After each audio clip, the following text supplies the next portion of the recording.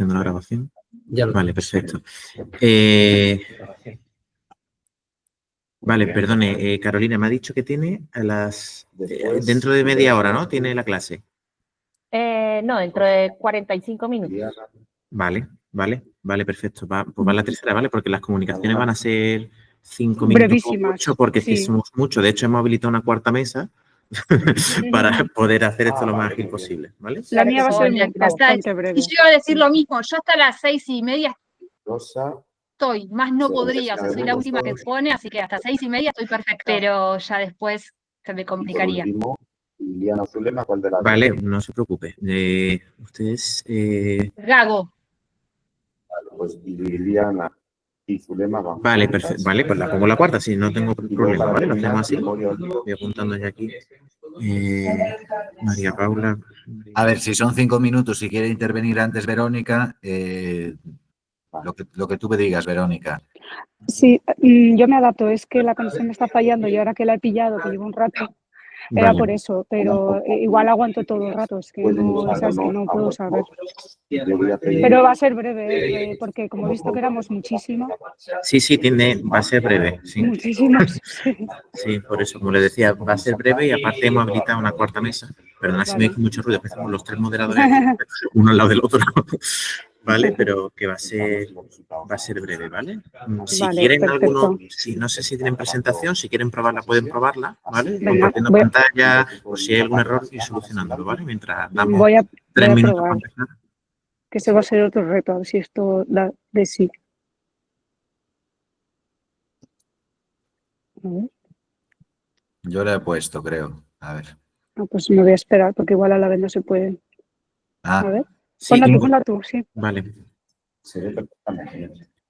¿La vas a poner, José? está puesta, creo. Ah, A ver, mm, ¿se ve o no? sí, Sí se ve. Vale. vale, perfecto. ¿Empiezo yo entonces? Sí, vamos, déjala si quieres puesta ya, ¿vale? O si quieres Vale. quitarla y que presente Verónica, lo que tú Verónica mandas. a ver si funciona en el móvil. Ven, la voy a probar, sí. Compartir pantalla. Continuar, iniciar, a ver. Está el circulito como cogiendo. ¿Veis algo? ¿Veis a lo mejor mi pantalla, no? Sí, vemos la pantalla. Y debería salir aquí. A ver si lo veis. Cargando. Vale, ¿la veis? Sí, se ve. Espérate, a ver si os voy a poner mejor. Creo que es mejor esto.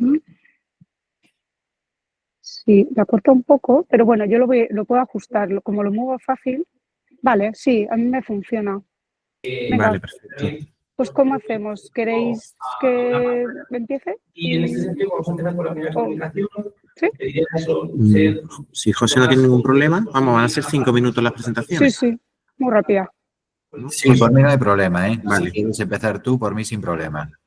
Vale, ¿nos das ok ya o queréis esperar a alguien Sí, más? esperamos un segundo, ¿vale? Por No si sé se si me pone. escucháis, ¿eh? Sí, se te Sí, escucha, José. sí, perfecto. Ah, pues decía que si quiere empezar Verónica, que no hay inconveniente. Vale. Fenomenal. Me doy prisa, te lo Vale, aseguro. pues esperamos un momentito y empezamos, Sí, ¿vale? fenomenal. Yo como sale a medias os iré moviendo así para que veáis logos o lo que sea. Pero bueno, se ve. Ah, ya sale como la huellita, ¿no? Bueno. Sí, esperamos sin problema. Pero bueno, como es bastante dinámico, si quiero que veáis algo, pues lo quito. Vale. Bueno, pues son las 4:32 horas en España. Vamos a empezar, ¿vale? Buenas tardes, buenos días a todos. Bienvenidos a este 6º Congreso Internacional de Comunicación y Red de la Sociedad de la Información. Mi nombre es Carlos Sáenz, soy doctorando aquí en la Universidad de Sevilla. Un placer aprender de vosotros en esta tarde. Y como sabéis, pues se han habilitado esta tarde para hacer sobre todo todas las ponencias de Iberoamérica, ¿vale? Así que si os parece, vamos a empezar por el orden que viene en la página web. Estas las personas que me habéis pedido presentar los primeros, ¿vale? Después retomamos ese. Recordaros, por favor, que van a ser ponencias breves de 5 minutos porque somos muchos. La sesión se está grabando, ¿vale? También que lo sepáis por si hay algún dato o algo que no se pueda decir. Y bueno, que nada, que tengáis sobre todo las presentaciones abiertas en el ordenador para que cuando os dé el turno, pues que sea lo más ágil posible, ¿vale? Pues sin más, como decía, empezamos por el orden de la web, excepto las personas que habéis pedido antes, por lo cual le doy la palabra a Verónica Meléndez Valoria con la comunicación presente y tendencia de comunicación digital para interiorismo. Tuya la palabra. Sí, he hecho una pequeña modificación de título, pero bueno, es una cosa simbólica. Pues bueno, muchas gracias y a la organización, como siempre. Y bueno, va a ser breve, va a ir dirigida más extensamente en el artículo bueno, el capítulo se puede ver a cómo trabajan los estudios de interiorismo y también de arquitectura en términos de su exposición digital en particular. Entonces, el contexto, bueno, en realidad lo que ha ocurrido en estos sectores al que yo pertenezco, yo soy arquitecto y doy clases en una universidad de diseño donde tenemos interiorismo, o sea, que conozco ambos campos, es que las experiencias de marketing en general son escasas, no tienen trayectoria, a no ser que sean estudios corporativos, en cuyo caso ya tienen otra dimensión más de empresa, como cualquier empresa de cualquier cosa, pero los estudios de manera tradicional no profundizan en las estrategias de marketing, ¿no? Y entonces, bueno, el contexto que se ha acotado sobre todo es de todo lo que se podría hablar en cuanto a sus capacidades de marketing, que también es lo que enseño y investigo sobre ello, es concretamente para este congreso, que es muy, muy específico, prácticas y dinámicas de, vamos a llamarlo, visibilización, porque sus estrategias digitales no están tan desarrolladas en cuanto a webs y redes, porque son las que utilizan, ¿no? Entonces, bueno, se basa en investigaciones previas y sobre todo la gran pregunta que se ha hecho es que cómo influyen esas estrategias digitales en la percepción del estudio desde fuera, por supuesto. Entonces, bueno, como hipótesis o punto de partida, muy en síntesis, es que esta presencia digital no solo promociona, sino que construye su identidad, que quiere decir que los estudios, siempre es así, pero los estudios de interiorismo y arquitectura que al final producen espacios, los cuales producen experiencias o favorecen experiencias, pues todos, afortunadamente para este sector, se pueden apoyar en imágenes, cosa que en otros sectores pues a lo mejor es un poco más difícil. Un ingeniero industrial pues puede enseñar tornillos, piezas, etcétera, si su formación es muy técnica, pero en estos ámbitos pues tienen esta ventaja, ¿no? Con lo cual, a través de estas promociones, pues sí, pues construyen su identidad porque tienen unas paletas de colores o otros elementos, ¿no? Los elementos clave, pues estaríamos hablando de narrativa visual, claramente, bueno, analizando en el estudio cómo trabajaban su narrativa, su storytelling, visual y también textual, porque también escriben pocas palabras, pero escriben algunas, también análisis de esa cantidad, ¿no?, entre imagen y texto que producen. Y otro punto sería el uso estratégico, es decir, si son capaces de, o se vislumbra con lo que se puede ver, que tienen una capacidad de visión estratégica en tanto que les sirve para algo más que vender o promocionarse, o incluso lo contrario, saber si son capaces de entender que están vendiendo y por lo tanto organizan argumentos dirigidos también a generar el deseo y necesidad en el consumidor, y cómo se optimizan las redes para ello, ¿no? Y luego diferencias entre ellos, que es un poco la base fuerte de analítica más cualitativa y también cuantitativa de este estudio, y se ha hecho pues así comparando estrategias con elementos comparativos, etcétera, con el objetivo, ¿no?, de si es posible quizás o no extraer prácticas y patrones que sean modelos sobre todo de eficiencia, o sea, no solo bonitos, bellos, atractivos, quiero entrar, quiero hacer clic, sino bueno, si están orientados de una manera adecuada a la eficacia. Estos no entramos en detalles porque esto está tal cual en el libro, pero bueno, para que veáis un poco los elementos de análisis que se han utilizado, que son acudiendo a estas redes y web, cómo tienen distintos temas, incluso qué redes tienen también. O sea, es un sector que no tira de todas las redes en absoluto, eso los resultados lo constatan. Y también, o sea, he traído aquí como pinceladas para que veáis un poco qué tipo de cosa y qué tipo de estudio, porque a lo mejor no estáis familiarizados con estos ámbitos y bueno, para como esto es una audiencia un poquito mezcla, pues me he centrado en que podáis como casi más tener interés en leer a lo mejor el capítulo con el poco tiempo que tenemos, ¿no? Este es un ejemplo, o sea, estudios de interiores y arquitectura, en este caso más interiores, que están trabajando en torno, ya lo veis, creo que habla por sí solo, a la utilización de tonos de colores, paletas de color que les identifican, también el estilo personal, se habla en el texto más en desarrollo, no tanto porque el artículo tampoco tenía mucha extensión que se pudiera hacer, pero se puede profundizar mucho a cómo los individuos líderes de estos estudios se visibilizan. Veis que ya aparecen las fotos de las capturas de Instagram también, o sea que esto es una marca trabajada también desde el individuo. Hay otros que no, ¿ves? Por ejemplo, no hay individuos que se personalicen en sus redes de manera inmediata en el primer flash, ¿no?, que podemos ver al abrir sus redes, y a lo mejor sí si buceas en su web. Bueno, pues estos niveles de dónde está el dueño, quiénes son los dueños, si hay socios, si se visibilizan los socios. Por eso os he puesto pinceladas de todo. Aquí sí, aquí hay colaboradores y socios que sí salen en la web de una manera más prioritaria, pero a diferencia de otros estudios que hay un protagonista. Bueno, pues estos son los elementos del análisis. Ya os digo, os traigo estas pinceladas pues porque a lo mejor no estáis habituados, para que veáis por qué genera este interés, ¿no?, de analizar estas diferencias. Con estos datos pues se han cursado todas las consultas que habéis visto antes, se han generado pues unos gráficos para intentar comprender pues eso, ¿no?, si había tendencias, por ejemplo, si había elementos en común. Por ejemplo, por decir algún dato así de todos los datos que se han sacado, qué tipos de proyectos desarrollan y exponen también, porque también los estudios no siempre exponen ni en redes ni en web todos los proyectos que tienen, ¿no? Cómo priorizan esa exhibición de los proyectos, que no significa que es todo lo que hacen. Bueno, pues también sobre eso se han sacado datos. Los medios de exposición, que así siendo el contexto de Conred, yo creo que igual tiene un poquito más de enganche con vuestros temas, pues comprobando que hay sistemas que no utilizan, ¿no? O sea, si lo pasamos esto aquí, ya veis que la web 100% es el recurso refugio. Yo al final una de las conclusiones es que la web es el refugio sí o sí de este tipo de estudios, seguido de Instagram, donde sí que lo utilizan porque se ha convertido en una herramienta súper transversal para todos los sectores. Algunos LinkedIn, aunque sale muy destacado, que lo tengan no quiere decir que lo hayan utilizado a fondo, por dar este matiz que creo que es importante, y luego otros pues sueltos, ¿no? Pero bueno, creo que hay una claridad respecto a esto. Luego también se ha medido si había alguna relación entre los seguidores y las publicaciones. Pues no coincide. También esto es interesante, ¿no? No el que más publica es el que más seguidores tiene, y al revés. Y por tanto su impacto en likes y demás, pues igual, tampoco está correlacionado de manera directa en todos los casos, aunque de todos los estudios que veis aquí, que a lo mejor no son familiares, a lo mejor algunos sí, no lo sé, pero hay uno que no sé qué número tiene, el 8, Rockwell Group, por ejemplo, es el más cercano al estilo corporativo, y si os fijáis en las gráficas, el número 8 sale con valores elevados en seguidores y sale con números, no los más de todos, pero bastante elevado en publicaciones, porque ya se acerca a la tendencia de los corporativos, que han sido excluidos de esta muestra, pero la elección de Rockwell nos permitía también meter este pequeño factor de divergencia, ¿no?, de distorsión. Luego también se han analizado aspectos de gráficos, ¿no?, como de utilización de estilos, tonalidades. Bueno, lo veis en pantalla claramente, para también lo mismo, ¿no?, analizar si había tendencias, si había colores que coincidían, y la verdad es que no. Hay de todo. Hay, evidentemente, en búsqueda de la diferenciación, pues se utilizan las redes precisamente para evidenciar que si esto no es pastel, absolutamente en todos los códigos. Y bueno, en ese sentido, pese a que no son expertos en usos de marketing, en uso de tendencias de marketing, entre otras cosas porque estos estudios no tienen equipos de relaciones públicas, nunca, siempre es alguien que se le da un poco bien y va y lo hace.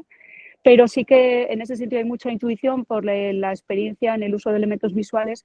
Pues esa intuición a la hora de componer un proyecto, pues sí que se detecta a la hora de componer un mínimo layout de las redes sociales, con lo cual en ese punto sí que hay un uso casi casual o intuitivo del manejo de las redes, ¿no? Y bueno, como puntos de discusión, que ya terminamos, pues bueno, sobre todo al final los temas que han salido más emergentes, por ejemplo, en el tercer punto hablamos de humanización, ¿no?, ese de mostrar al equipo o no. Bueno, pues esos son los elementos que se han ido como destacando dentro de aquellos de los que se podría hablar y profundizar en ellos para establecer esos patrones e incluso seguir investigando sobre ello, ¿no?, ampliando otros estudios, profundizando en los estudios. Si tuviéramos que hacerlo, pues sería en estos ámbitos que veis aquí. El storytelling como diferenciador, por ejemplo, que es el penúltimo, 100% clarísimo. Esto es un elemento súper claro. El punto anterior, redes sociales infrautilizadas, claramente. Yo qué sé, presencia digital limitada, total, no trasciende esto a lo mejor luego en otras redes. Hay algunos medios digitales, pero no todos llegan a ese nivel, y eso que estos estudios que hemos elegido son Bueno,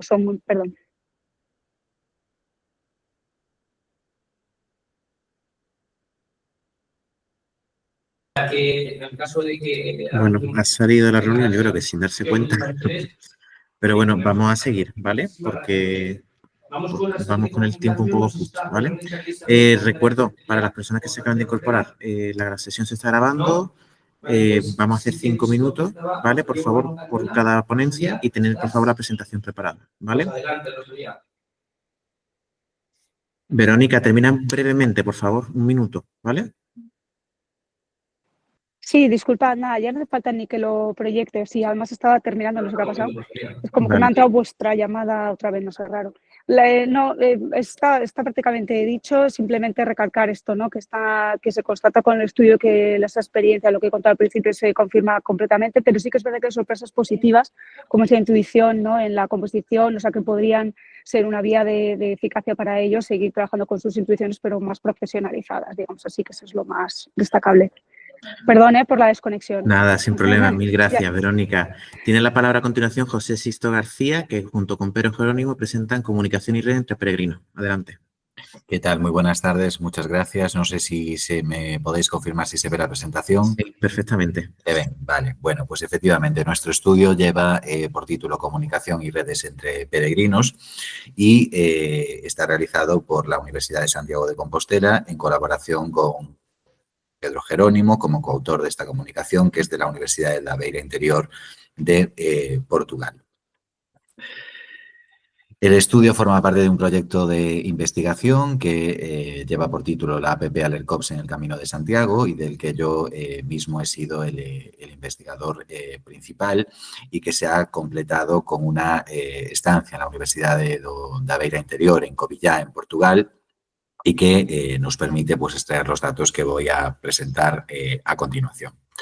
Partimos con la hipótesis de que hoy en día es muy difícil conocer a alguien que no utilice un teléfono móvil y, en consecuencia, también que no haya un peregrino, una persona que realice el Camino de Santiago que no esté acompañada también de un teléfono móvil. Por otra parte, el Camino de Santiago mantiene su auge, su plena hegemonía, con cada vez más números de visitantes y aumentando también su proyección internacional.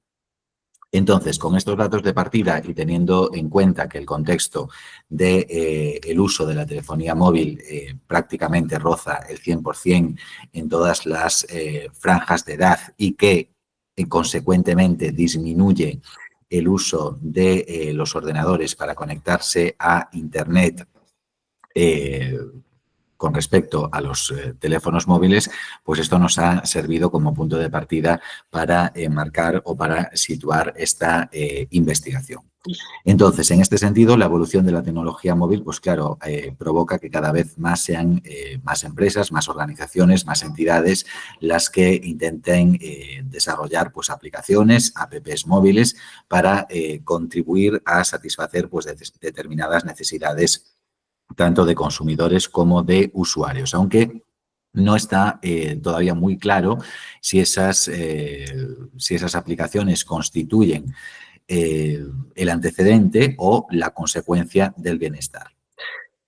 Bien, ¿cómo hemos hecho esta investigación? La investigación se centra, el objetivo principal era determinar el uso de medios sociales en el Camino de Santiago, por tanto hemos considerado que lo más oportuno era un enfoque cuantitativo mediante encuesta y para ello se realizaron, como digo, pues distintas encuestas en el momento de recogida de la Compostela, que es el documento que certifica la realización del Camino de Santiago, y se realizaron esas encuestas en la Oficina de Atención al Peregrino en Santiago de Compostela, precisamente para acreditar esa circunstancia. Y se utilizó una metodología de aleatorización para garantizar la validez de los datos tanto en género, edad como procedencia. Entonces, en función de estas encuestas, vamos a diferenciar entre medios, aplicaciones de mensajería instantánea y redes sociales. ¿Cuál es la aplicación de mensajería instantánea más utilizada? WhatsApp, sin ningún tipo de duda, por el 86% de las personas, aunque también es significativo que haya un 14% de personas que no utilicen ningún tipo de aplicación de mensajería instantánea. ¿Para qué lo utilizan durante la realización del camino? Fundamentalmente para hablar con la familia y, en segundo lugar, para enviar fotos. Estaría en tercer lugar hablar con amigos, por tanto, tienen que ver fundamentalmente con la interacción social. Se preguntó también cuántas personas habían creado un grupo durante la realización de este Camino de Santiago. La mayoría no han creado, aunque bueno, estamos ahí en un 50-50, hay un 45% que sí lo han creado. ¿Para qué habían creado ese grupo? Bueno, pues para enviar fotos fundamentalmente, para hablar con amigos y también, en tercer lugar, es significativo que lo hayan hecho para compartir o para enviar la ubicación durante la realización del Camino de Santiago. Que esto es algo que conecta con la seguridad en el camino, como ahora veremos. Con respecto a las redes sociales, la más utilizada es Instagram, aunque también es muy importante destacar que, a pesar de que el uso de las aplicaciones de mensajería instantánea era predominante, aquí la mayoría de los peregrinos no utilizan ninguna red social. Lo hacen también con funciones básicamente ligadas a la interacción social, como subir fotos, hablar con amigos, publicar historias, aunque aquí sí prima la publicación de contenido frente al diálogo.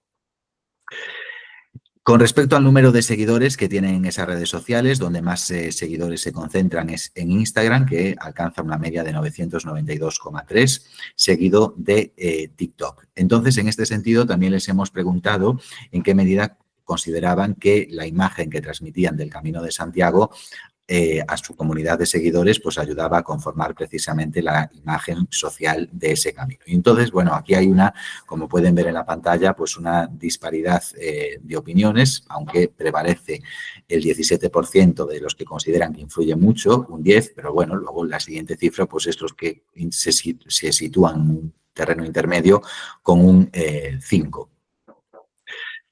Las mujeres conceden a este aspecto 6,63 puntos sobre 10, los hombres 5, y con respecto a las franjas de edad, los que más consideran que influye la imagen que transmiten son las personas que tienen más de 60 o más años.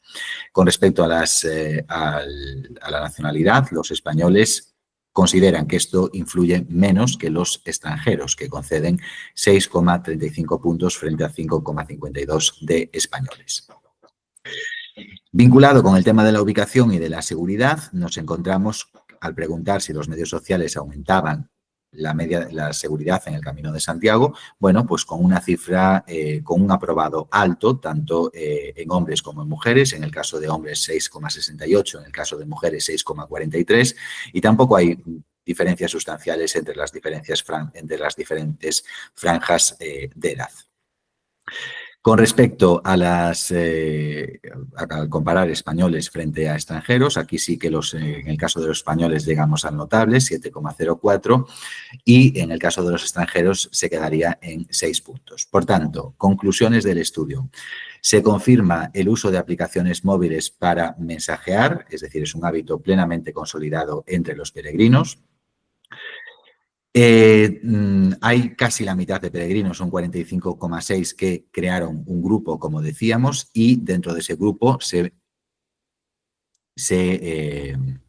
no me sale la palabra, perdón, se hallan cuestiones relacionadas con la seguridad, puesto que un 26,9 crearon ese grupo para enviar la ubicación durante el camino. Segunda conclusión importante, que el uso de las redes sociales es menor que las aplicaciones de mensajería instantánea. De hecho, aquí nos encontrábamos con que el 47% de los peregrinos no empleaba ninguna red. Si tenemos que destacar la red más utilizada es Instagram, y luego las redes más orientadas a vídeos como YouTube, TikTok, apenas alcanzan representación. ¿Por qué Instagram? Bueno, porque se vincula con que es la red más apropiada para subir esas fotos, porque presenta la particularidad de poder subir historias, que eso hace que se justifique su utilización en el 47,2% de los casos. Y también porque es ahí donde los peregrinos tienen la mayor media de seguidores. Y esto nos lleva a la tercera conclusión y última, pero no por ello menos importante, que si las personas, recordábamos que concedían un aprobado escaso, bueno, sobre un 6, ¿no? Tampoco escaso, no, un aprobado, a la seguridad en el camino en relación con los medios sociales, Si estas personas no conocen mecanismos de seguridad en el camino y creen que tampoco las redes sociales les podrían ayudar a mejorar o hasta sentirse más seguras durante la realización del peregrinaje, pues podrían estar transmitiendo una imagen del camino negativa. Esto es algo que se alerta en un 5,7% de los casos porque no se conocen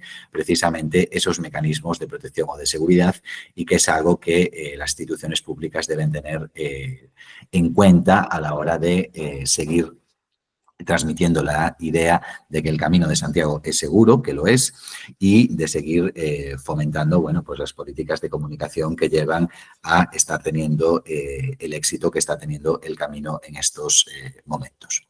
Esto era todo lo que quería compartirles. Espero haberme ajustado más o menos al tiempo dado y si hay, no sé si alguien quiere hacerme alguna pregunta breve, por si después tengo que desconectarme, pues creo que podré responderlo ahora. Espero que les haya interesado la intervención.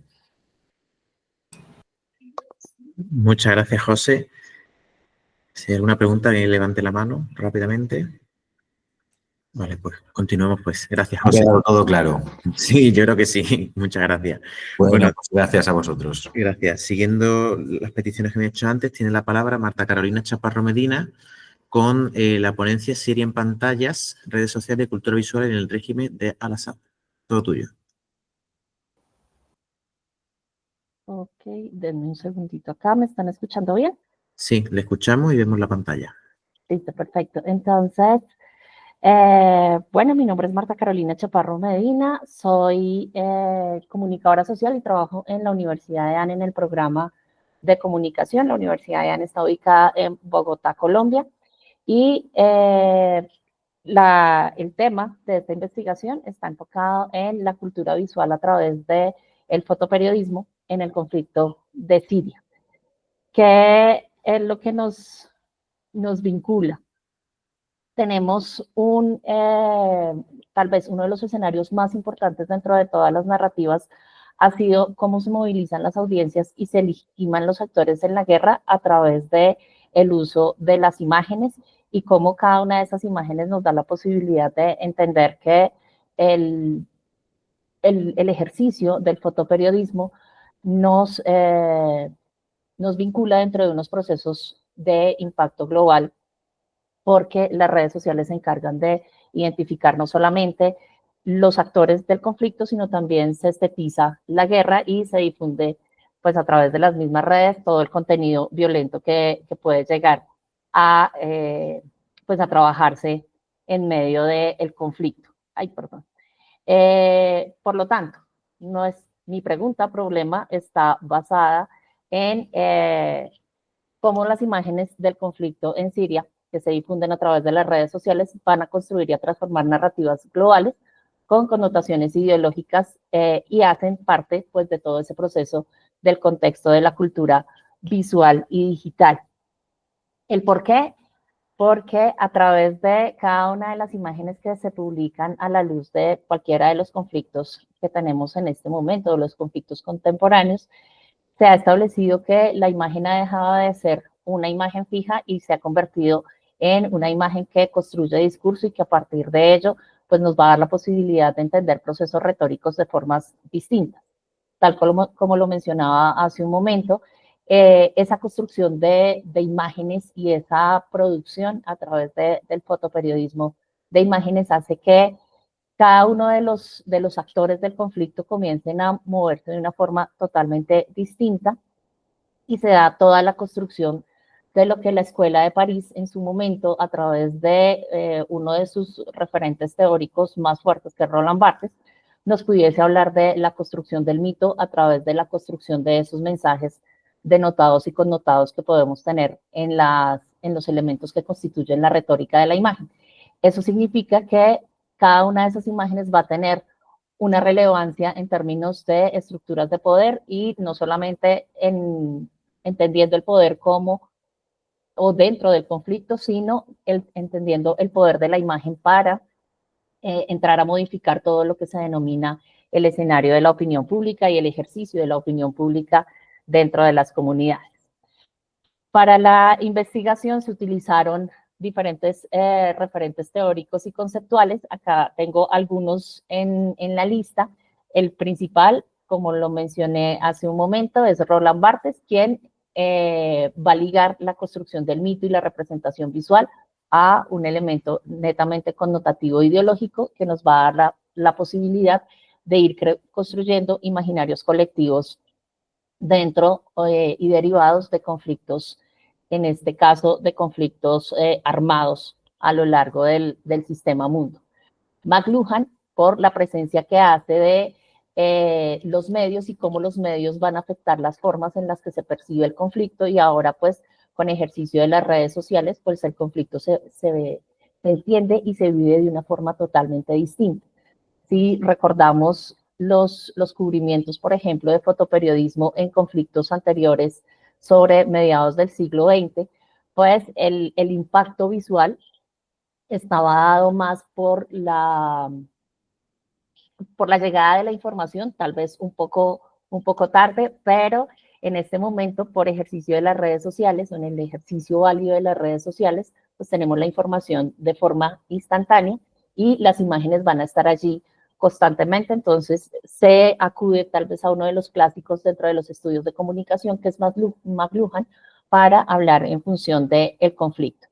Nicolás Mirsov, cuando nos hace referencia a la instantaneidad de las imágenes y cómo a partir de la instantaneidad de las imágenes podemos construir cultura visual, y esa cultura visual pues va a ser un elemento discursivo totalmente válido dentro de las sociedades contemporáneas. Y allí ya comenzamos con autores que tienen que ver directamente con la producción de imágenes, como Fontanille o Michel, que nos van a hablar sobre la percepción que tenemos sobre las imágenes y que las imágenes nos van a definir esas percepciones y los comportamientos de las personas. Es decir, dime. Carolina, disculpa que te interrumpa, se me ha quedado la presentación congelada en el contexto. Ok, espérame. Ahora sí, ¿sí? Discúlpame, sí. Dale, Continúa no hay problema. y vaya terminando, ¿vale? Bien, gracias. Listo. Entonces, retomando, tenemos allí otros autores que nos van a dar la posibilidad de entender la imagen como esos constructores de sentido. Para ello, entonces, pues se hace un contexto, se presenta dentro del artículo un contexto de cómo fue el conflicto en Siria y cómo se desarrolló bajo el régimen de Al-Assad. Y ya, pues para finalizar en el artículo, se entran a analizar tres imágenes y cómo esos elementos denotativos y connotativos que se mueven en redes sociales y en la construcción misma de la imagen nos van a dar la posibilidad de construir un mito pues para cada uno de ellos. En esta imagen que tenemos allí en pantalla, entonces nos refuerza ese proceso de resistencia de la sociedad civil frente a la victimización de quienes abandonan o no sus lugares, dependiendo de la gravedad, por ejemplo, de las explosiones o de los bombardeos que se puedan derivar en las ciudades. En esta imagen encontramos y se reafirma el mito del héroe, aquella persona que lucha por la libertad, y en este caso puede ser una metáfora ligada al poder militar o a la resistencia. Y por último tenemos una de las imágenes que tal vez fue más viral dentro de las redes sociales, y es la imagen del padre protector, y cómo a partir de esta imagen se materializa ese sentimiento de protección a los menores, y pues se puede apreciar allí en la imagen y también pues en la construcción misma del mito. Esta revisión nos lleva a diferentes escenarios de conclusión. Uno, que pues la cultura visual se vuelve un eje fundamental para poder entender qué es el mundo contemporáneo, que las redes sociales van a ser los agentes necesarios para resignificar, significar y construir unas narrativas con una incidencia muy fuerte en la opinión pública. Hay una imposición de discurso ideológico a partir de la construcción misma de las imágenes, y ese mito del que nos hablaba Barthes, pues lo que va a hacer es reforzarnos las narrativas culturales y que no dependen únicamente del conflicto, sino cómo se comprende el conflicto a lo largo del tiempo a partir de cada una de esas imágenes. Creo que vi con el tiempo exacto. Sí, ha ido perfecto. Muchísimas gracias, Carolina. Un abrazo fuerte desde Sevilla, desde España. Muchas gracias. Y nada, seguimos. Le doy la palabra a María Paula Gago, con la ponencia de representaciones cinematográficas y memorias sociales, el caso Argentina 1985. Después de ella ya retomo la lista según la web. María, ¿estás por ahí? Hola, hola, ¿a mí? ¿Me estaba llamando? Sí. Sí. Aquí estoy, perdón. Ya estoy para compartir. Aguárdenme, por favor. Vamos con toda la pantalla. Ahí está. Díganme, por favor, si lo están viendo. Sí, perfectamente. ¿Sí? Bueno, buenísimo. Voy a ser bien breve. Mi nombre es María Paula Gago. Soy investigadora en el CONICET aquí en Argentina. Trabajo también en la Universidad de Buenos Aires. Mi ponencia se titula Cine y Memorias Sociales, el caso de Argentina 1985. El objetivo justamente de mi trabajo fue el de analizar cómo este film, 1985, Argentina 1985, dirigido por Santiago Mitre, es del año 2022 el film, contribuye a la construcción de memorias sociales en torno a lo que fue el juicio a las juntas militares en Argentina, que es un hecho que ocurre durante, digamos, el gobierno democrático de Raúl Ricardo Alfonsín en 1985. Y es un episodio de nuestro pasado reciente, digamos, emblemático, porque es el juicio que se realiza justamente a las juntas militares que habían detentado el poder entre 1976 y 1983 en Argentina. La hipótesis de partida sostiene que el film contribuye activamente a la construcción de memorias sociales al resignificar el juicio, y además lo hace desde una perspectiva contemporánea, y la aparición del film a la vez dio lugar a interacciones en redes sociales, fomentando debates y reflexiones que entrelazan los vínculos entre el pasado y el presente. Aspectos teóricos y metodológicos. Trabajo con herramientas, digamos, que provienen tanto de la sociosemiótica como del análisis del discurso. Estas herramientas me sirvieron para analizar desde el punto de vista de las condiciones de producción del film, sus niveles temático, retórico y enunciativo, pero a la vez me permite analizar las condiciones de recepción o de reconocimiento a partir de lo que pude observar en los diálogos que se generaron en la red social X, ex Twitter, digamos, sobre el pasado. Recopilé 4.832 tweets, ¿sí?, a partir del hashtag Argentina 1985, entre septiembre de 2022 y diciembre de 2024. Y se consideraron momentos clave, ¿sí?, para seleccionar estos tweets, como el estreno de la película, las nominaciones y premios que recibió la película, y efemérides que, como dice Elizabeth Sherin, son coyunturas de activación que sirven justamente, que promueven la aparición de relatos sobre episodios del pasado reciente. En nuestro caso es el 24 de marzo, que es el día ahora, justamente este lunes es feriado aquí en Argentina, porque se conmemora el Día de la Memoria por la Verdad y la Justicia, porque fue justamente el 24 de marzo de 1976 cuando las juntas militares dieron el golpe de Estado aquí en Argentina.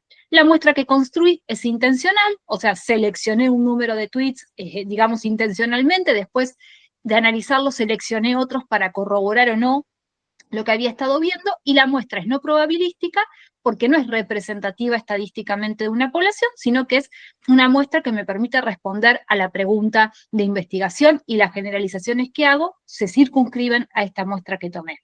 El análisis es cualitativo, como les decía, recupero perspectiva, herramientas o conceptos o categorías operativas de la sociosemiótica y del análisis del discurso.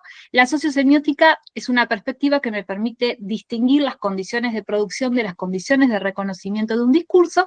Desde este punto de vista puedo explorar, por un lado, el film, sus características, y por el otro lado, su recepción, y cómo estos generan sentido en la memoria colectiva. Parto de concebir al cine como un vehículo de memoria que ofrece relatos y visuales y sonoros que reinterpretan hechos históricos, siempre en consonancia con las ideas del presente, y las memorias, que son formas en las que una sociedad recuerda, reconstruye y resignifica su pasado a lo largo del tiempo, a partir de la selección de evocaciones, pero también de olvidos y silencios.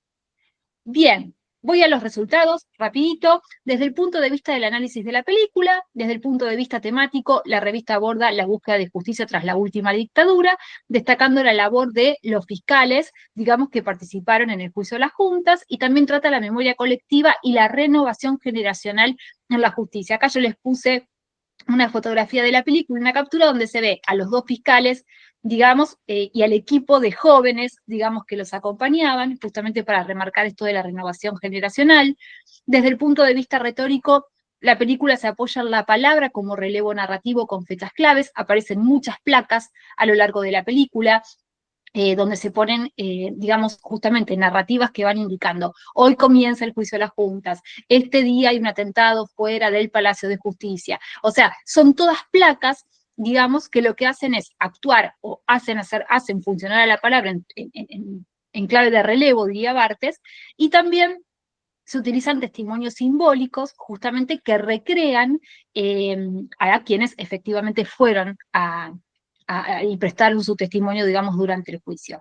Predominan figuras como la sinécdoque, esto es, un testigo o un caso representa a muchas de las víctimas, y el antagonismo, ¿no? Aparece mucho esta cuestión de enfrentamiento entre los fiscales y los defensores de los miembros de la Junta Militar.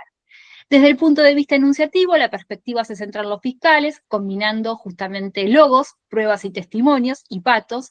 Digamos, la película juega todo el tiempo con esto de traer a cuento testimonios, digamos, que se dieron efectivamente en el marco del juicio, obviamente están narrativizados, pero se basa justamente en estos testimonios, y por el otro lado aparece el patos, las emociones, a partir del discurso final que hace Trasera, que es uno de los fiscales, digamos, cuando termina el juicio. Y la música y las imágenes de archivo refuerzan la verosimilitud, porque luego, al final de la película, aparecen imágenes de archivo sobre justamente el juicio a la Junta. ¿Qué pasó en los intercambios de Twitter o de X? Hay una heterogeneidad temática, sí, en los intercambios discursivos. Se destacan que algunos de esos tweets, el 34%, hablaban acerca de la responsabilidad del peronismo, que es uno de los principales partidos políticos de Argentina, en relación con la dictadura, cuán responsables eran ellos acerca de que hubiese ocurrido un golpe militar en el 76, un casi 30% hablaban acerca del rol que tuvieron Raúl Ricardo Alfonsín, que es el primer presidente luego de la dictadura y es el que lleva adelante la transición hacia la democracia, y Néstor Kirchner, que asume muchos años después, en 2003, pero que justamente adopta su gobierno una política muy activa en materia de derechos humanos. Entonces, la discusión era, digamos, quién es el que había tenido un rol más importante en relación con el tema del juicio a las juntas, ¿no? Y de los del juicio a las juntas, no, perdón, de los derechos humanos, del juicio a las juntas, sin duda, Alfonsín. ¿Quién había tenido un rol más activo en materia de derechos humanos? Si Alfonsín, que promovió el juicio a las juntas, o Kirchner, que reabrió causas y que justamente profundizó procesos judiciales que habían quedado justamente estancos. Otra de las temáticas que aparecen en Twitter, las nominaciones y premios, las discusiones que hay en torno a Javier Milei y Victoria Villarroel, actuales presidente y vicepresidenta de Argentina. Ellos tienen una postura bastante particular en materia de derechos humanos. Para Milei el tema de los derechos humanos, para él, Javier Milei, no es un tema importante, su foco de atención está puesto en otro lado. Para su vicepresidenta sí es importante el tema de los derechos humanos porque es hija de un militar que participó de la represión. Y ella participa desde hace muchos años y hasta creó un espacio que lo llama Memoria Completa. Esto es, que no se hable solo de los actos de represión y de las matanzas y de las ejecuciones que llevó adelante el gobierno militar en relación con los terroristas, sino que también se hable de las víctimas del terrorismo, dice ella, ¿no? Y todo el tiempo está haciendo referente a esta idea de la necesidad de una memoria completa. De hecho, acá tienen la captura de pantalla de Casa Rosada de Argentina, que es el Palacio de Gobierno aquí, donde justamente en el Día de la Memoria por la Verdad y la Justicia del año pasado, ellos subieron un video en el cual, digamos, fomentaban este tema de la memoria completa. Bueno, otros debates entonces, los principales debates en torno al peronismo, el rol del radicalismo y el kirchnerismo en los juicios de lesa humanidad, premios y nominaciones, polémicas entre periodistas, políticos y usuarios comunes, y las elecciones de 2023 fueron, durante justamente al año posterior del estreno de la película, reactivaron también debates sobre los derechos humanos, ¿sí? Entonces, para cerrar, el cine y la memoria social, o sea, Argentina, la película demuestra que hay un vínculo entre cine y memoria colectiva, activa ejercicios memoriales, porque activa imágenes del pasado y las resignifica, construye o logra construir una narrativa creíble, ¿sí?, del juicio a las juntas, a partir de usar placas, testimonios para reforzar la autenticidad, como así también imágenes de archivos hacia el final de la película. La música actúa como un intensificador emocional durante todo el film. En lo que hace al debate y recepción en Twitter, hay una polifonía discursiva entre usuarios, políticos, periodistas, cineastas, que acá no detallo por una cuestión de tiempo. Hay tensiones políticas entre radicales y peronistas, quienes reclaman una memoria completa, las elecciones de 2023, y el cine aparece como un espacio de disputa ideológica. Entonces, como conclusión, la película funciona como un vehículo de memoria y reflexión. Las redes sociales amplifican debates sobre el pasado a cuestiones políticas del presente, y el desafío ético que se presenta es este de preservar la memoria y analizar qué ocurre con ciertos discursos que aparecen en redes sociales que son negacionistas, justamente de lo que la historia ha consensuado respecto de lo que ha ocurrido en nuestra historia reciente. Lo hice lo más rápido que pude, muchísimas gracias, y bueno, cualquier duda, por supuesto, a disposición. Pues muchas gracias, María. Un fuerte abrazo de España hacia Argentina. Esperemos que llegue. Gracias. Y nada, siguiendo con la lista que hay en la web, tendría la palabra la ponencia de Zulema, Liliana y Carol, que para que queden en acta, esa ha pasado a la mesa del profesor doctor Francisco Cabezudo, ¿vale? Para ir más breve. Con lo cual tiene la palabra, no sé si estará Hugo González Aguilar. ¿Estás por aquí? Con el discurso sobre la información política y los conflictos sociales en los medios de comunicación alternativos de Lima. Vale, Hugo, ¿no estás? Pues tiene entonces la palabra Joana Carolina Armas Lamas. ¿Estás por aquí? Vale, tampoco está. Pues continuaría, bueno, Inés Martín de Santos e Ignacio están también en la mesa 4 con el profesor Francisco Cabezuelo. Por tanto, tendría la palabra Julio Bonelli Beretta. ¿Estás por aquí? No.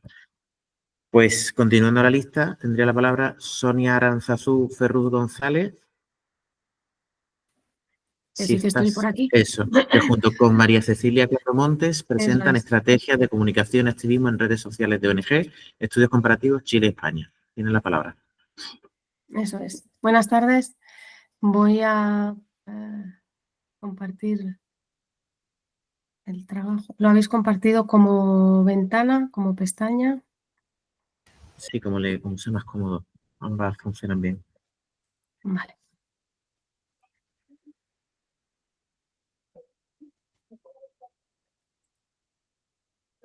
Lo veis bien, ¿verdad? Bueno, Sí. Vamos a hablar las dos y, en primer lugar, presentaros nuestra investigación. Somos Cecilia y yo misma. Cecilia pertenece a la Universidad de los Andes, en Chile, y yo pertenezco a la Universidad Pontificia de Comillas, aquí en Madrid, en España.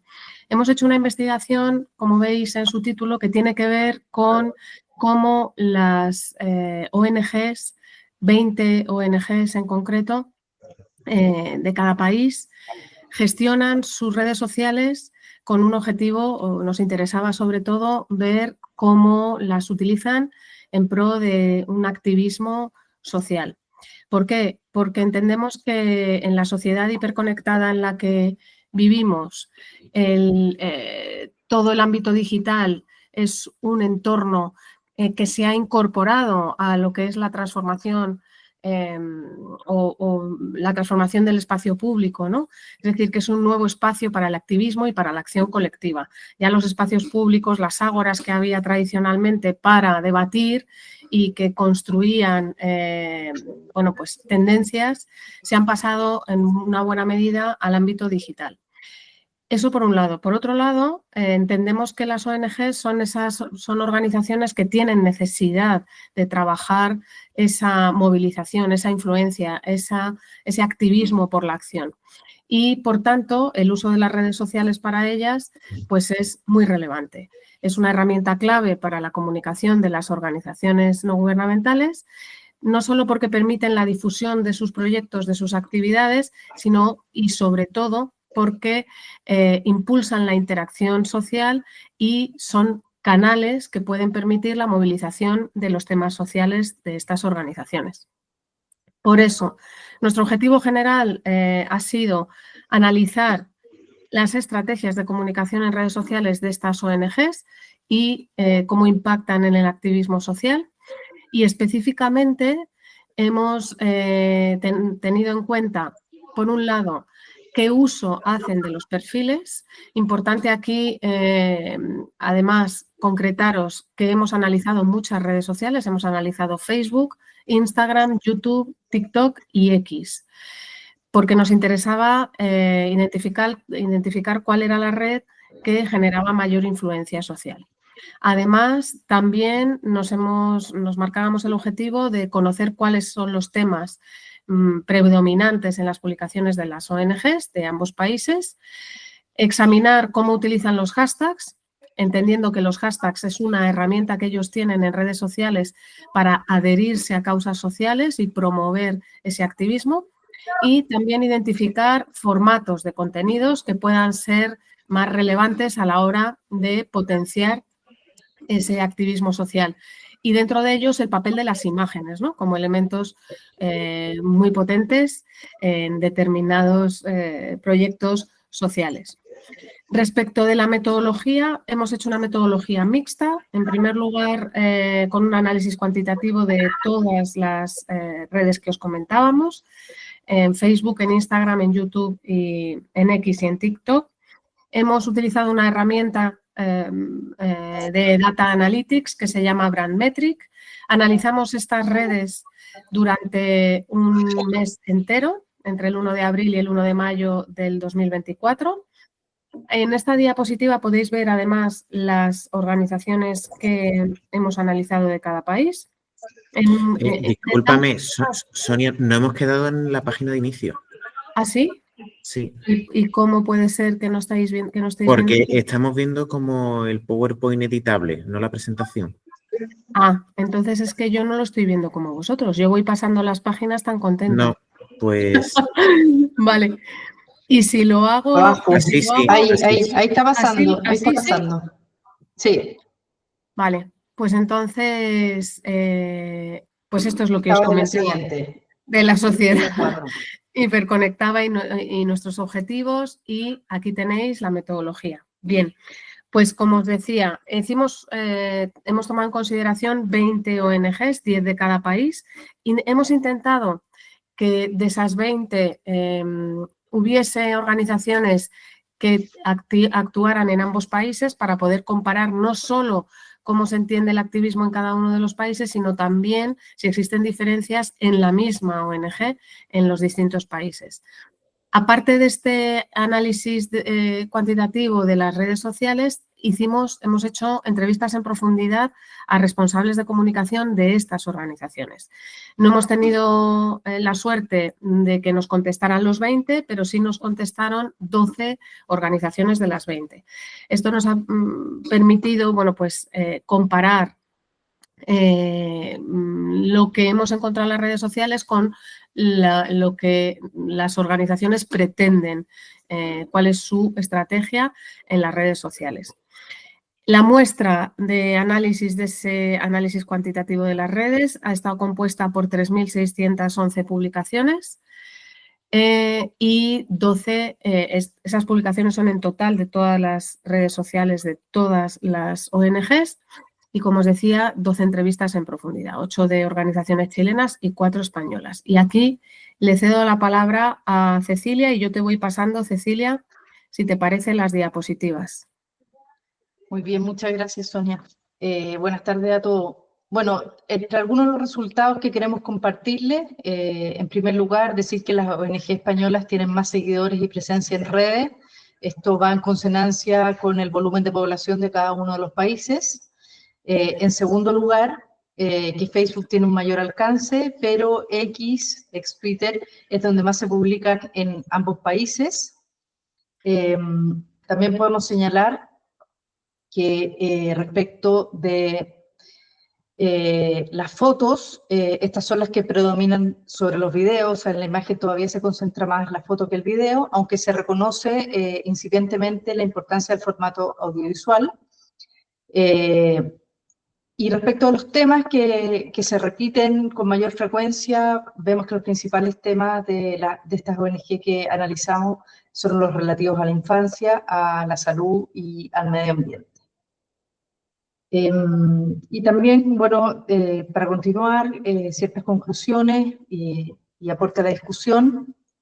Podemos señalar de manera general que los ONG entienden las redes sociales como canales fundamentalmente informativos y no necesariamente como entornos de generación de diálogo o escucha e influencia social a favor de las causas que cada una de ellas aportan.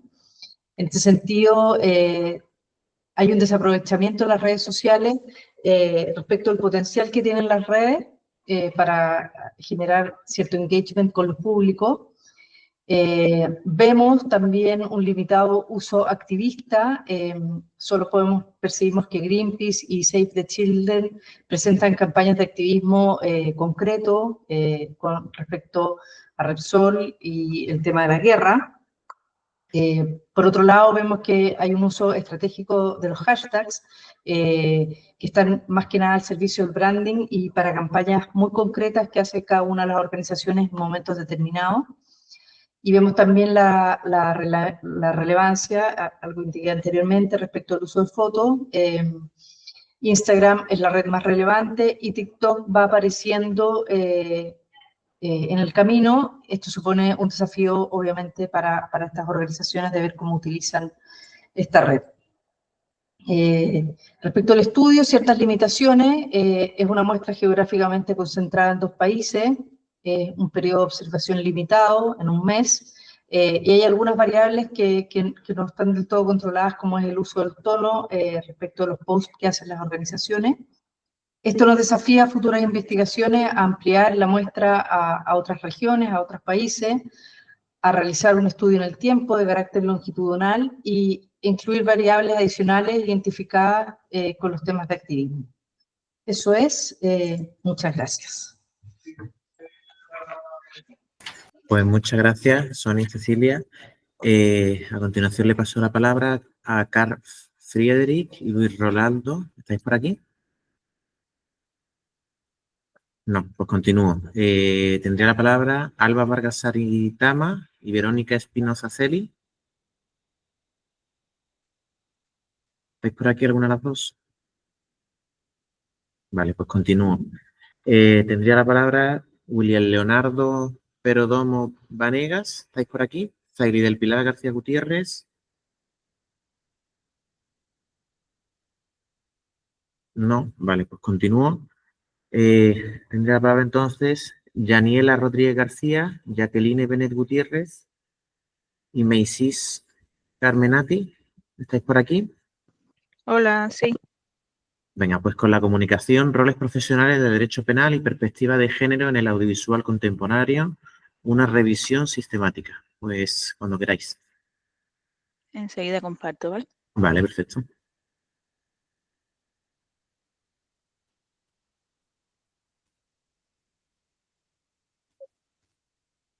Muy buenas tardes a todos. Reitero, mi nombre es Yaniela Rodríguez. En esta tarde represento también a mis compañeras Jacqueline Benet y Maisy Carmenati.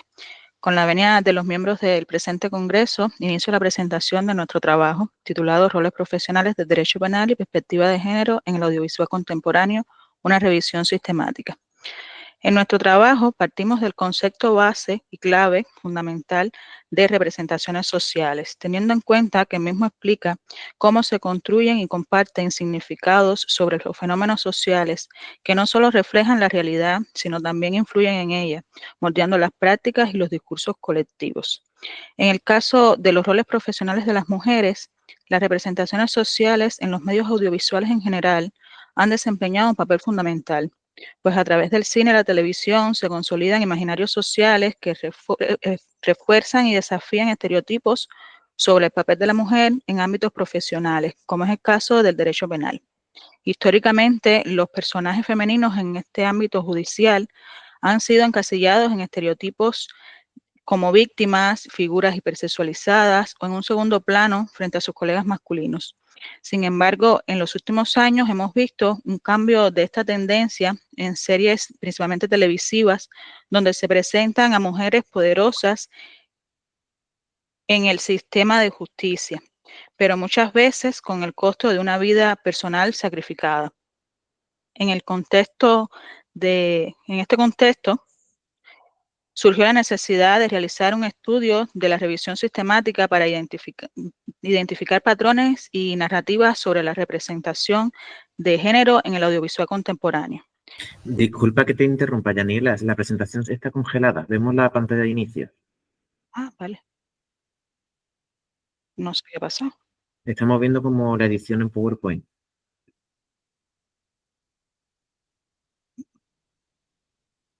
Volvemos a compartir.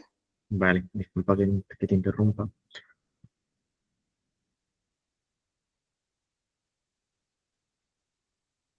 ¿Ahora sí? Sí, ahora sí. Vale. Cuando quieras. ¿Se ve la presentación? Sí, se ve, vemos la metodología. Vale. Pues muchísimas. Pues continúo. Decía que realizamos un estudio de revisión sistemática para identificar patrones y narrativas sobre las representaciones de género en el audiovisual contemporáneo, siguiendo un diseño metodológico mixto que combina el análisis cuantitativo y cualitativo. Nos enmarcamos principalmente en teorías de comunicación, estudios de género y el análisis de discurso jurídico. Nos guiamos por estas 3 preguntas de investigación fundamentalmente. Para darle respuesta a las preguntas de investigación, realizamos una revisión de estudios siguiendo el modelo Prisma, en el que utilizamos principalmente como base de datos la Web of Science. Además, establecimos criterios de búsqueda como palabras claves y criterios de selección, como en el caso de los artículos científicos, tesis, libros, todos estos publicados en una década del 2014 al 2024, que fue seleccionada para completar la muestra de 140 estudios. De estos estudios pudimos determinar que la mayoría de las investigaciones se enfocan en prensa y audiovisual como principales fuentes de representación. Sin embargo, los medios interactivos como redes sociales y podcast han sido menos atendidos por la parte académica a pesar de su creciente impacto en la construcción de discursos actualmente. Uno de los hallazgos más relevantes es el predominio de representaciones de las mujeres como víctimas. Temas como la violencia de género, el femicidio y la victimización femenina aparecen en el 50% de los estudios analizados. En un segundo lugar, podemos encontrar estudios sobre mujeres delincuentes, aunque suelen ser retratadas más como manipuladas o emocionalmente inestables a la hora de delinquir. En contraste, la representación de las mujeres en roles profesionales como juezas, fiscales o policías es escasa. Solo 4 estudios abordaron esta temática, lo que evidencia que existe una brecha en la representación de mujeres como agentes activas dentro del sistema penal. Además, la narrativa predominante sigue asociando a las mujeres en la vulnerabilidad y la victimización. Por ejemplo, el caso de las mujeres policías, siempre se observa que existe una doble exigencia de mostrar competencia en un entorno masculinizado, mientras también se les exige que conserven características tradicionalmente femeninas. También analizamos la evolución de estos estudios en los últimos años y pudimos observar que existe un crecimiento del interés académico entre el 2018 y el 2021, con el aumento de las publicaciones y el número de citas. Sin embargo, el enfoque sigue centrando en modelos siguen evaluando modelos teóricos preexistentes. No se realiza una perspectiva del tema. A partir de estos análisis, podemos resumir que la representación de los roles profesionales en las mujeres en el ámbito jurídico penal, en el audiovisual, influye en la percepción social de los actores y las dinámicas del sistema de justicia. Si bien ha habido un creciente interés académico en analizar estos discursos, pues la investigación sigue marcada por desafíos en términos de equidad. La producción académica se sigue centrando en la victimización de las mujeres dentro del sistema penal, dejando en segundo plano su papel como operadoras de justicia. Desde el enfoque metodológico predominan los estudios teóricos y documentales, mientras que los enfoques más dinámicos aún son minoritarios. En el ámbito audiovisual, las mujeres en el derecho penal siguen representadas bajo estereotipos limitantes como víctimas, infractoras moralmente cuestionadas o profesionales enmarcadas en dicotomías rígidas. Esta falta de narrativas más equilibradas pues refuerza las desigualdades y distorsiona la verdadera contribución al sistema de justicia. En conclusión, consideramos que es fundamental ampliar la diversidad de perspectivas tanto en la investigación como en la representación mediática con el fin de generar un discurso más justo e inclusivo sobre la participación de las mujeres en el derecho penal. Hasta aquí nuestra presentación. Muchas gracias y le devuelvo la palabra. Bueno, pues muchas gracias, Yaniela, también Jacqueline, Meisis, gracias por vuestro trabajo. Y bueno, continuamos con Rosa Emilia Santibáñez Alquiciria. ¿Estás por aquí? Muy bien, pues, muchísimas gracias. Tenía la mano levantada de Juliana. No sé si quería... Vale, Rosa, te leo, pero no te escucho.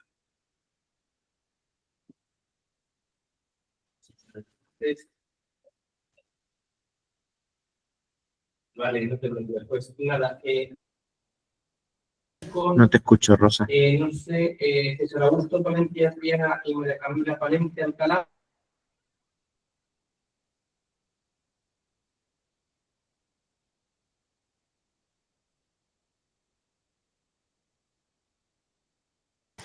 Rosa, te veo A doble. ver, estoy conectada por dos dispositivos. Voy a hablar por uno y voy a presentar por el otro. Perfecto. Ya me Pues escuchan, ¿verdad? sí, nos presenta la comunicación, el mensaje publicitario de la semiótica, estereotipo y códigos. Todo tuyo.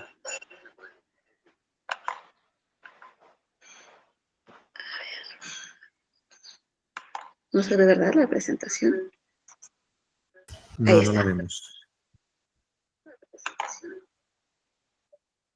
No la vemos, Ya Rosa. sé. No la vemos. ¿No?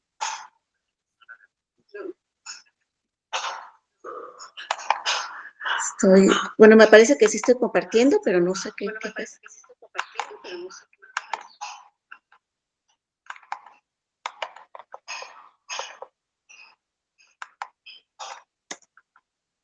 No sé si alguien más sí, porque ahorita me parece que estaba compartiendo, pero...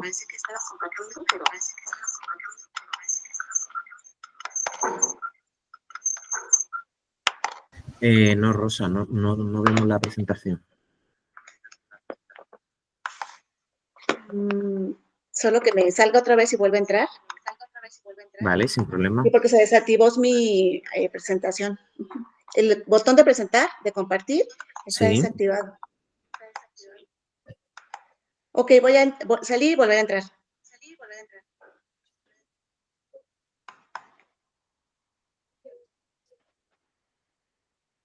Espera un minutito. Que vuelva a entrar.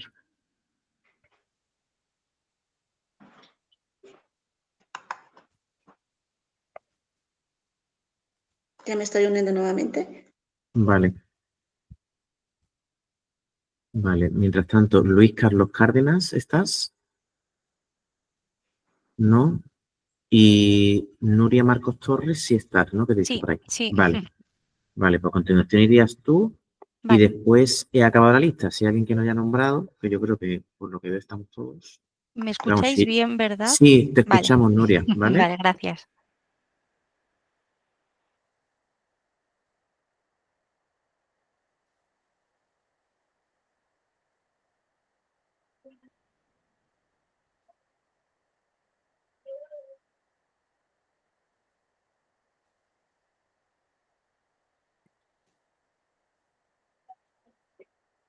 ¿Cómo va eso, Rosa? Desilénciate de tu móvil para que te escuchemos. Ya volví a Adiós. entrar, entonces ¿Te deja? ya se activó nuevamente. Entonces le pongo pestaña de Chrome o ventana, o toda la pantalla. Dele toda la pantalla. Toda Mejor. la pantalla, ok. La selecciono, compartir, a ver si ya se ve ahí.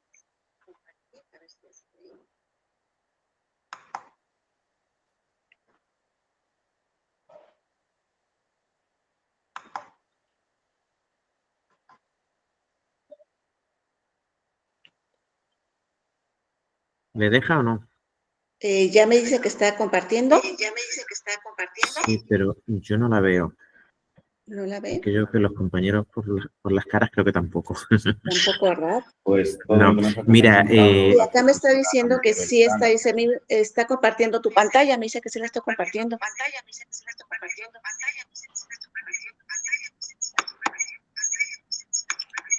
¿No la ven entonces? No, Rosa, no la vemos. Vamos a hacer lo siguiente. Te voy a pasar por el chat mi correo, mándamela, ¿vale? Y te la proyecto yo, ¿vale? Ok.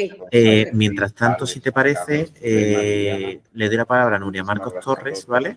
Y mientras tú me la mandes, yo te la voy proyectando, ¿vale? Venga, pues Nuria, tienes la palabra con la comunicación, gestión de marca de la BUP del Ibérico en España, visión cualitativa de gestores y análisis de estrategia en redes sociales. Rosa, te pongo por el chat mi correo, ¿vale? Y nada, pues el agradecimiento es mío sobre Adelante, todo. Nuria. Os pido perdón. Sí, un momentito que voy a Tiempo, seleccionar vale. el fichero. Sin problema.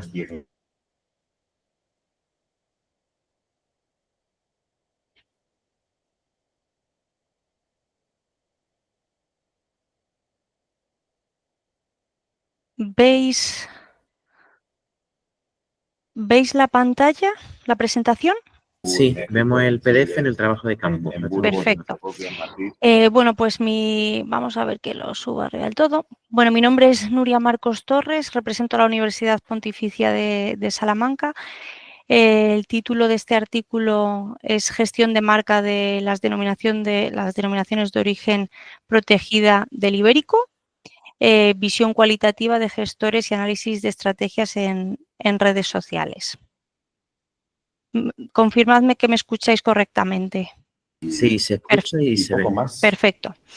Bueno, pues el contexto de este artículo es a través de la selección de imágenes y vídeos en Instagram y Facebook como redes fundamentales y de gran auge sobre las que realizaremos todo el análisis de las principales denominaciones de origen de Ibérico en España, teniendo en cuenta sobre todo también y fundamental en ello el contexto existente sobre los consumidores, ya que actualmente son conscientes totalmente de lo que quieren en cada momento, y también la actualidad sobre las marcas, que son figuras trascendentales, pero tanto para las compañías como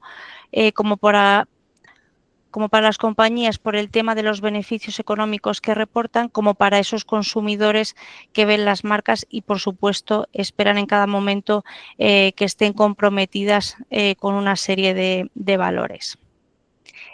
Los objetivos y las hipótesis de esta investigación realizada, bueno, pues los objetivos son dos. Igualmente son las hipótesis. El primer objetivo es la identificación de rasgo emocional o racional en el contenido visual existente en estas imágenes que a través de los perfiles de las denominaciones de origen se proyectan. Y el segundo objetivo es adentrarnos y profundizar en qué gestión están realizando las marcas de estas denominaciones. Respecto a las hipótesis, bueno, pues la primera hipótesis es que en los perfiles de Facebook e Instagram que tienen las denominaciones es mayoritario el contenido visual que hace alusión siempre a valores intangibles, más el aspecto emocional que racional. Y la segunda hipótesis es la estrategia digital, que posee un aspecto, o sea, que posee un peso importante dentro de lo que es la planificación estratégica de marca en estas denominaciones de origen. Respecto a la muestra seleccionada, pues digamos que se ha seleccionado el 100% de la posibilidad de todas las marcas, que son 4 denominaciones de origen protegido de Ibérico en España, son las únicas existentes. A estas 4 denominaciones de origen se han realizado entrevistas en profundidad a las personas que representan a la marca, los gestores de marca, y también los aspectos que se han tenido en cuenta, pues es no solo una metodología cualitativa, que ahora veremos más adelante con la entrevista en profundidad, sino también el análisis de Instagram y Facebook con sus perfiles concretos, con el número de seguidores que tienen, y el análisis se ha realizado durante el segundo semestre del 2024. Por lo tanto, serían las fechas concernientes a meses de julio a diciembre, ambos meses incluidos. Respecto, como decía anteriormente, la metodología es una investigación cualitativa basándose en esas entrevistas en profundidad a los gestores de marca de las denominaciones y un análisis de contenido de todas las publicaciones que han realizado tanto en Facebook como en Instagram en sus principales redes sociales, porque se escogió Facebook e Instagram porque el resto de redes sociales no las tienen vinculadas a estos perfiles, estas marcas. Se tendrá en cuenta, por supuesto, en este análisis de contenido, pues la marca, el número de publicaciones, qué tipo de contenido son estas publicaciones, si son emocional o racional, y la temática de las imágenes.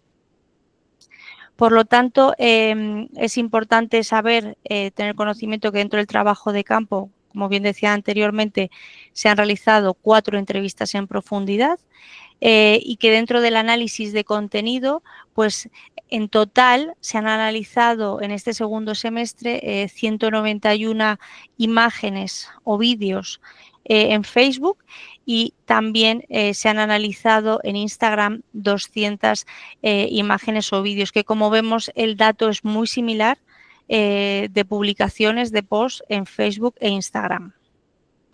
¿Cuáles son los principales resultados de las entrevistas en profundidad que se hicieron a los responsables de marca? Aquí hay 2 aspectos diferenciales. Podríamos decir que existen 3 denominaciones de origen que comparten unas características similares, que son Dehesa de Extremadura, Guijuelo y Los Pedroches, en los que la marca se entiende como un marcaje, una manera totalmente funcional.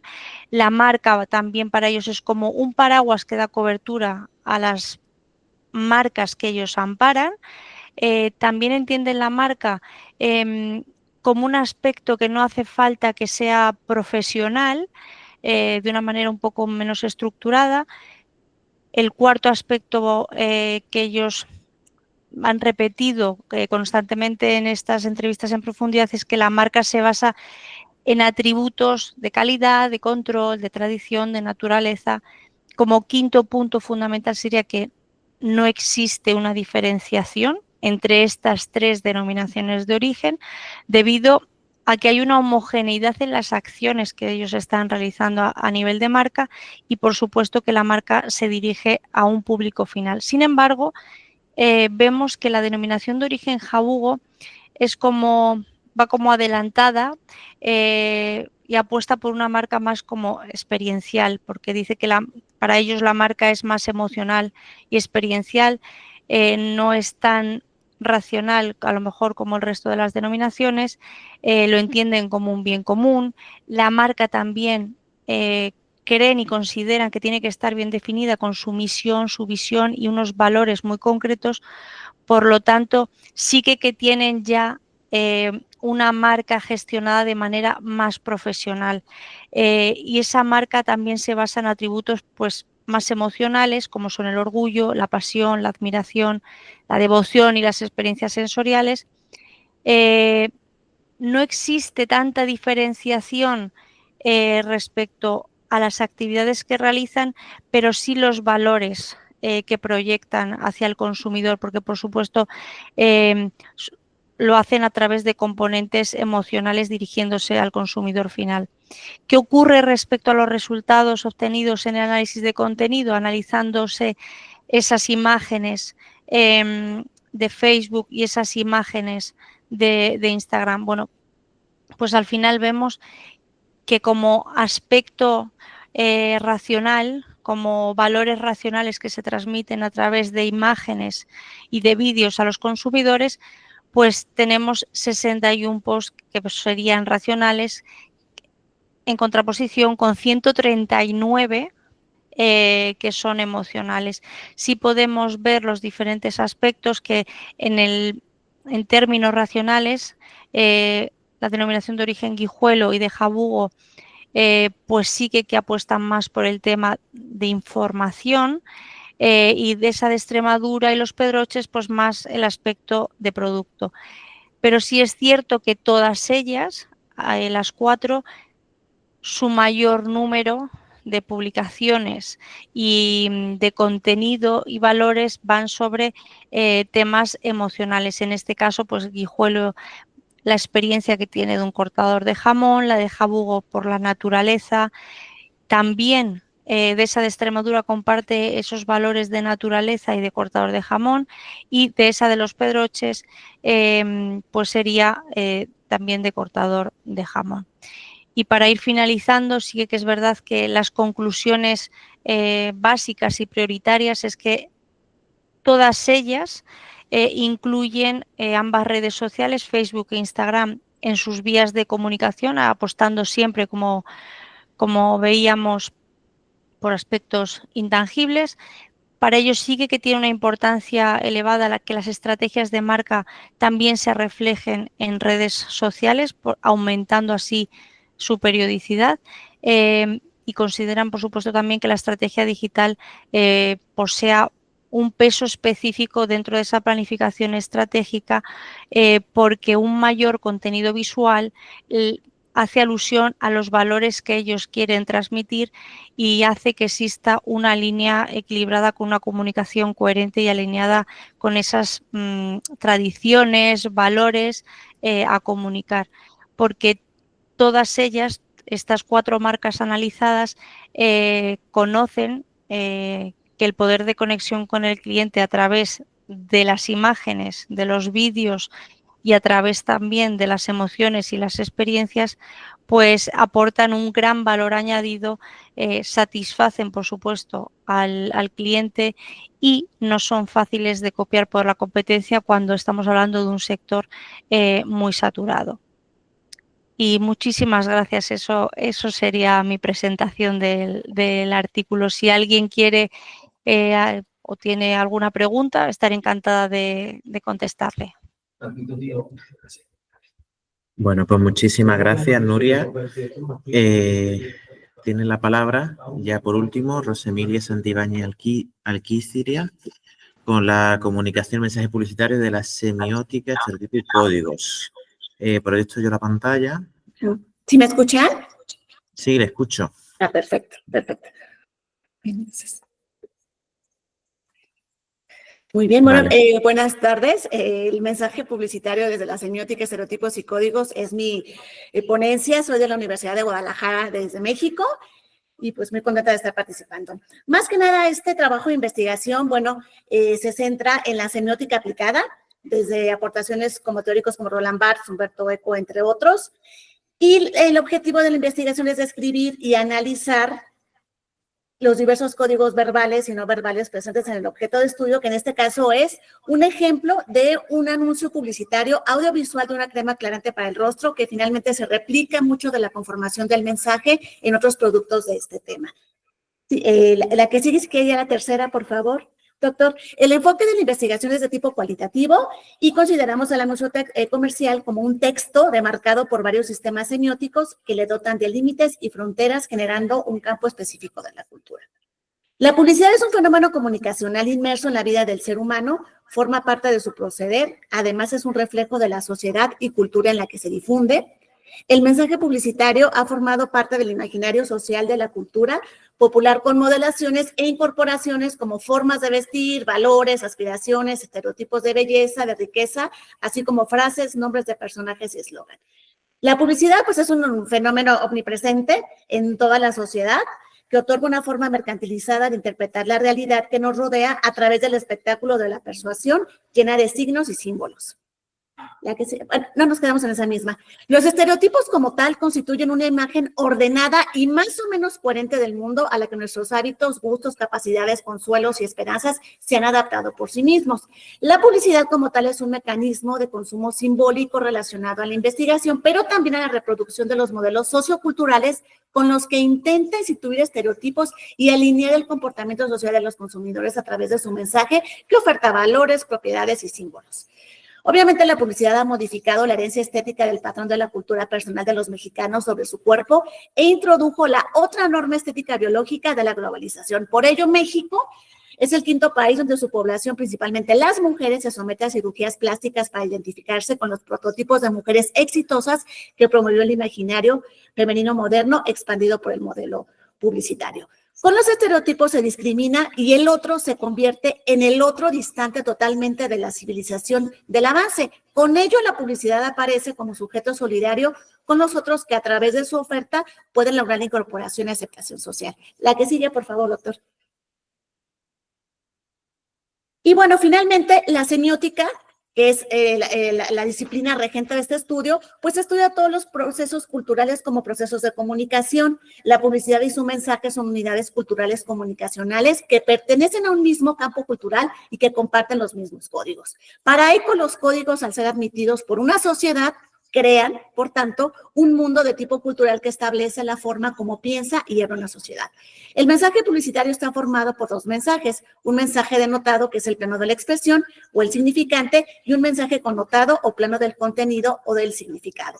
El mensaje y su significado connotado siempre es el mismo en la publicidad, la excelencia del producto anunciado. Y la duplicidad de la denotación y la connotación llevan al consumidor a un puente que va de un señalamiento de algo tangible hacia algo intangible que solo ese bien o ese producto ofertado puede entregarle si coloca al consumidor como beneficiario.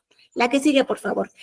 Y el objeto de estudio es un comercial que pues pasan todas las plataformas digitales y tradicionales aquí en México, que oferta una crema cosmética aclarante para el rostro que se presenta bajo la marca Eternel. La narrativa nos presenta la existencia de un problema, manchas oscuras en el rostro, y una solución, el producto. Lo primero que llama la atención del anuncio comercial es el escenario montado para el despliegue comunicacional. El lugar simula el interior de una residencia, un palacio, incluso el mismo cielo, y la vestimenta de la protagonista, al igual que la decoración y los muebles, son blancos. La descripción anterior corresponde a lo que Knapp llama factores de entorno que corresponden a la comunicación no verbal. Lo anterior nos lleva a detectar cómo las imágenes en la publicidad nos trasladan a lugares maravillosos a los cuales el individuo aspira. El mensaje está dirigido a un público femenino y explota modelos culturales rayanos en el estereotipo sobre la apariencia que debe conservar una mujer: belleza, juventud, elegancia, esbeltez y no imperfecciones. El producto es presentado por una famosa conductora de programas de televisión mexicana que actúa como un imán positivo para el producto que va dirigido a la mujer y se refuerza los estereotipos femeninos presentes hoy en día en nuestro país.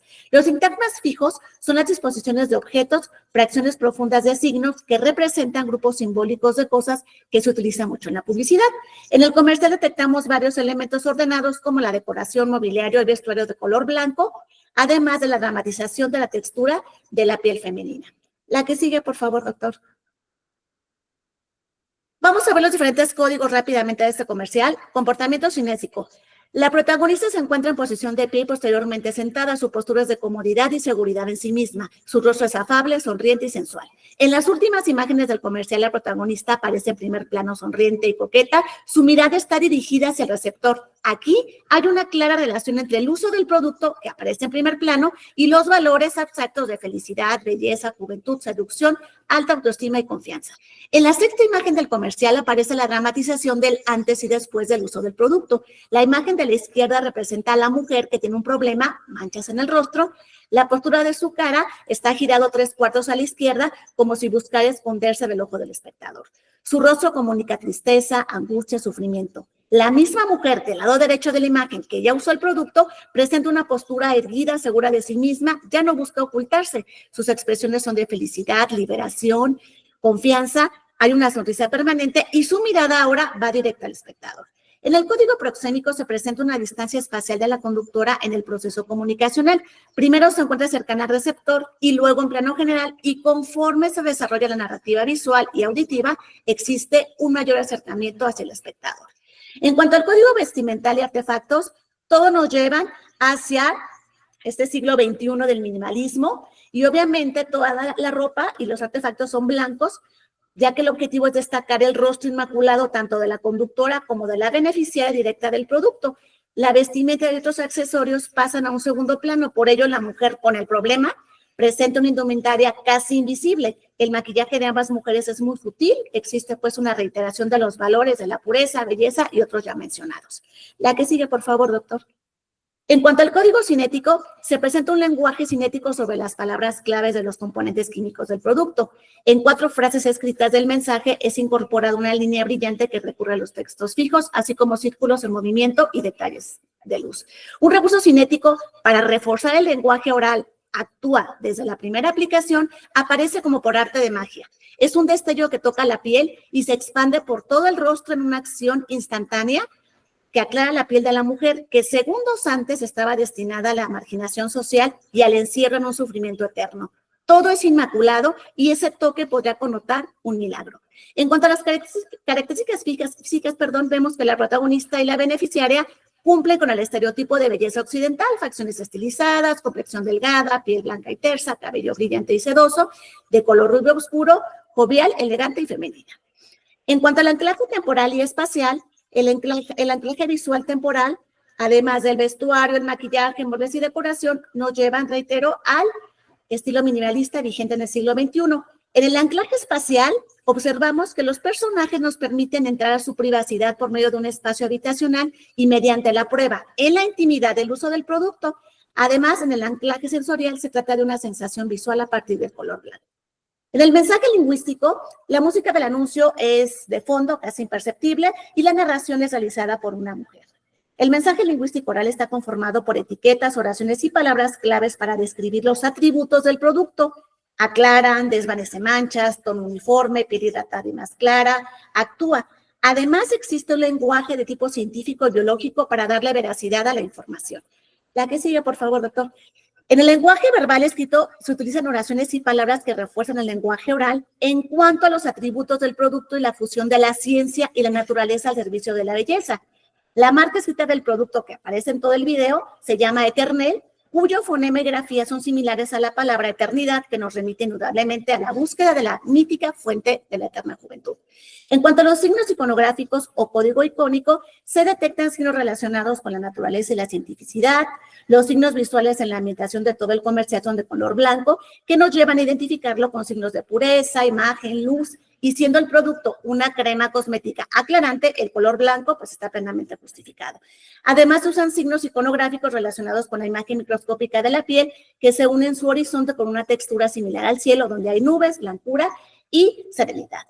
En los campos semánticos y mensaje connotado existe una correferencia semántica con los signos de blancura, orden, pureza, equilibrio, que nos lleva al sema de belleza y estética. Los signos verbales, escritos y visuales comparten los semas de ciencia, creando un campo semántico de cientificidad y objetividad. Y este factor pues asienta la función combinativa del mensaje. Además, hay una duplicidad y dicotomía: lo oscuro, lo claro, la tristeza, la felicidad, la fealdad, la belleza, la baja autoestima, la autoestima, la impureza y la pureza. Y bueno, ya para finalizar, la siguiente imagen, por favor. Algunos recursos retóricos utilizados en el lenguaje verbal del comercial son metonimia y sinécdoque. Ella, la protagonista, está en lugar de todas las mujeres potenciales que pueden utilizar el producto. Hay hipérboles, como las frases aclaran miles de cédulas, actúa la primera aplicación. Y también en el código visual hay metáforas y hipérboles que concretamente en las grafías de los beneficios del producto y del problema, pues obviamente se ven claramente. En las imágenes también del antes y el después del uso del producto, así como el resultado inmediato, vemos estas metáforas e hipérboles. Y bueno, así pues vemos cómo los recursos retóricos refuerzan y hacen mucho más efectiva la función combinativa del mensaje publicitario. Los códigos de la publicidad sin duda operan entre lo verbal y lo visual. Finalmente, se trata de un anuncio muy bien logrado que pone al alcance de los interesados la salida de sus angustias. El anuncio genera necesidades culturales que se presentan como inherentes a la naturaleza humana. Las imágenes relativas al campo científico-químico establecen la confiabilidad del producto. La dramatización, el resultado de la aplicación de esta, es la evidencia de su confiabilidad. Existe de este modo un énfasis exagerado en las nociones de objetividad y veracidad. El anzuelo resulta atractivo para muchos telespectadores que se convierten en consumidores potenciales. Este cuadro científico es un simulacro desde el momento en que el objetivo de informar queda subordinado al de persuadir para consumir. Por otro lado, la información es superficial y se limita a incluir algunos términos extraídos del campo científico. Tomados en su conjunto, conforman una especie de barniz para apoyar la argumentación científica. La siguiente, por favor, ya es la última. Y bueno, la función emotiva también es explotada. El código icónico, en concordancia con los efectos del producto, convoca una suerte de disforia y un aparente alejamiento de los estereotipos de belleza y juventud si no se usa el producto y se queda excluido. Resulta típico de la publicidad seleccionar los códigos adecuados según la naturaleza del receptor, busca los significantes para lograr la adhesión del posible consumidor, junto con los estereotipos que apoyan el éxito de estos mensajes. Con una gran carga simbólica, los mensajes comerciales, además de ser el punto de unión con las mercancías, le conceden una valía que le da un sentido social de pertenencia y significación. Existe, pues, la presencia impuesta de modelos de belleza, patrones a los que la sociedad se apega e incorpora como parte de su cultura y vida social. Los estereotipos difundidos por la publicidad y su anuncio siguen impregnando sus contenidos. No olvidar que toda publicidad es interesada. Y el fin último del buen mensaje retórico aspira a que el objeto y marca transiten a constituirse en una conciencia social en la que se asienta una cultura de masas de la que la publicidad se sirve y que a la vez concibe e impulsa. Por ello, la publicidad aún tiene mucho, mucho que decirnos. Muchísimas gracias. Bueno, pues muchas gracias, Rosa. Y un abrazo desde aquí hacia México. ¿Queda alguna comunicación que esté aquí presente y no haya presentado? No, ¿no? Vale, pues nada, pues con esto finalizamos esta mesa online número 2. Daros las gracias a todos por participar. Y nada, pues nos vemos, si Dios quiere, en el congreso del año que viene. Y nada, ya sabéis que podéis ver todo el congreso en YouTube, se ha ido emitiendo en directo. Y también, bueno, pues cualquier pregunta, pues nos la hacéis llegar, ¿vale? Pues lo dicho, un fuerte abrazo desde España y estamos en contacto. Muchas gracias. Un abrazo a todos. Adiós. Ahora. Placer, chao. Hasta luego, gracias. Apaga la llamada en el rojo y ya está. Corto directamente, ¿no? La llamada. En el rojo, abajo, listo.